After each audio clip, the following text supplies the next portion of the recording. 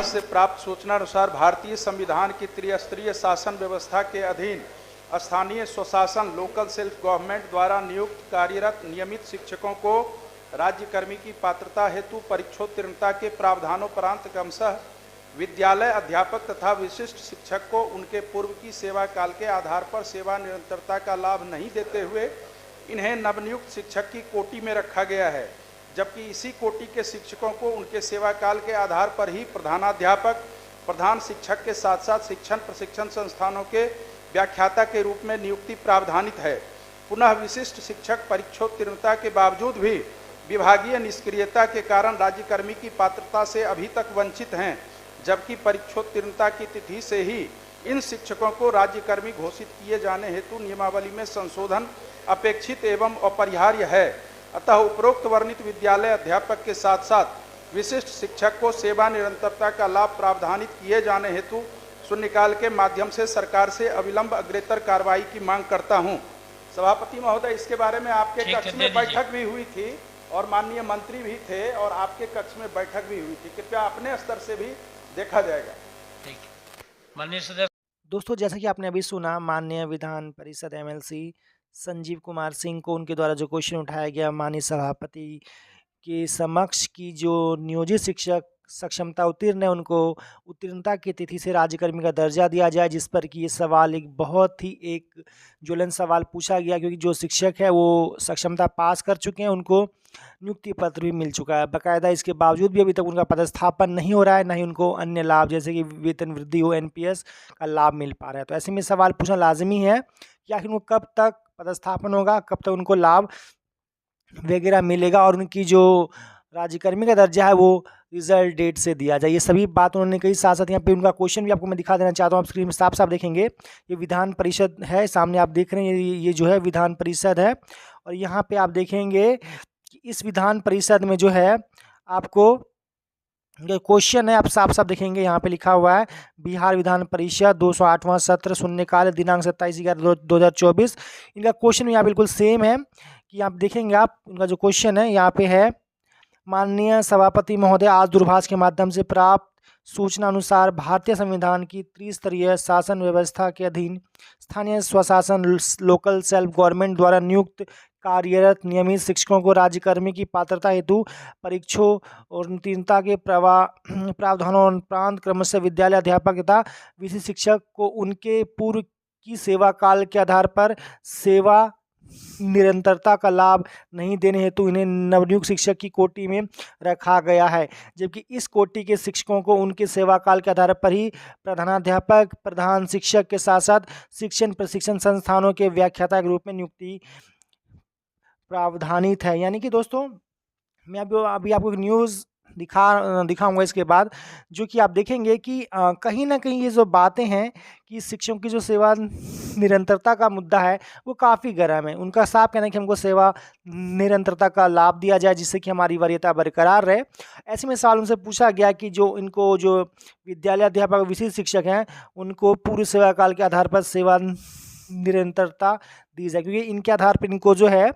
इनके सेवा काल में इनको प्रधानाध्यापक, प्रधान शिक्षक के साथ साथ शिक्षण संस्थानों में व्याख्याता के रूप में इनकी नियुक्ति प्रावधानित है। यानी कि आप देखेंगे अभी प्रधान शिक्षक का रिजल्ट आया, उसके अंदर 8 साल का अनुभव मांगा गया है, तो कहेंगे उनका जो अनुभव है वो उनका काउंट किया गया, उनको जोड़ा गया उनकी नियुक्ति की तिथि से, या जो उनका है डेट ऑफ ज्वाइनिंग से कह सकते हैं, या फिर जो उनका जो है प्रशिक्षण की डेट से। तो ऐसे में जब उनका ये काउंट करे तो आप जब राज्यकर्मी बना रहे तो उनको सेवा उनका काउंट काहे नहीं करे, ये सवाल पूछा गया माननीय जो हमारे एमएलसी संजीव कुमार सिंह के सर के द्वारा। और अगला जो सवाल है वो ये है, आप साफ साफ स्क्रीन पर देखेंगे, वो ये है, यहाँ देखेंगे आप, पुनः विशिष्ट शिक्षक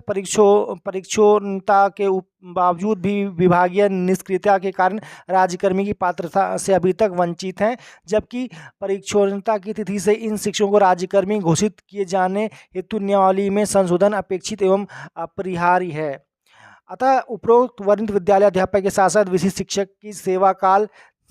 निरंतरता का लाभ प्रावधानित किए जाने हेतु शून्यकाल के माध्यम सरकार से अविलंब अग्रेतर कार्रवाई की मांग करता हूं। इनका साफ साफ क्वेश्चन है कि जो अभी तक हमें नियुक्ति पत्र मिला उसके बावजूद भी जो हम लोग का है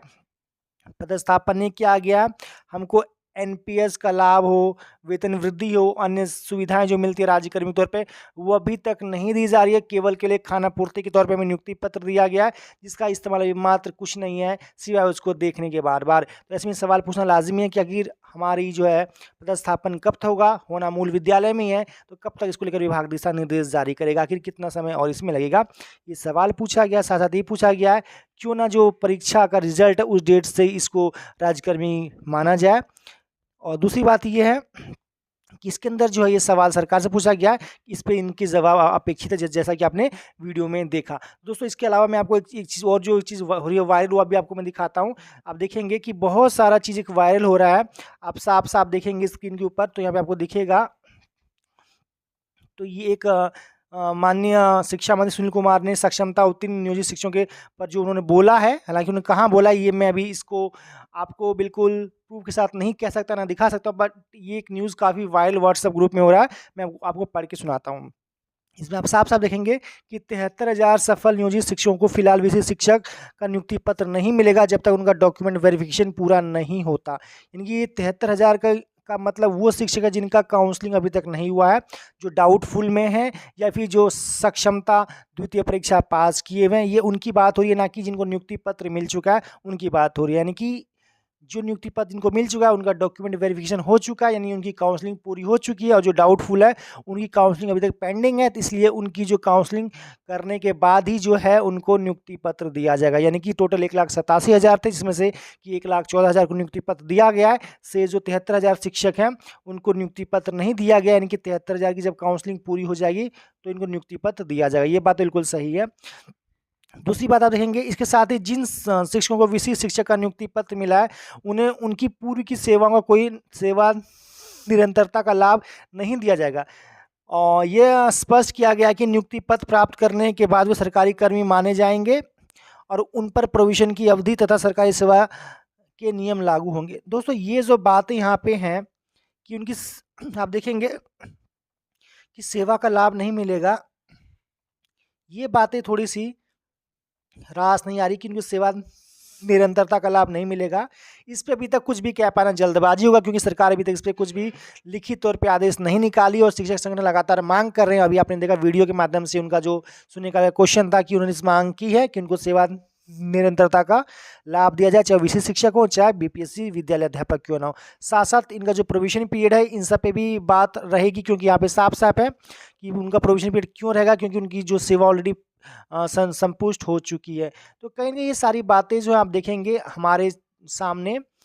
निकल के आ रही हैं, और ये सारी अपडेट्स जो है आपको मैंने बताई हैं। अच्छा लगे तो वीडियो को लाइक कीजिए, नहीं तो चैनल को सब्सक्राइब कीजिए। तब तक thank you, take care, bye bye.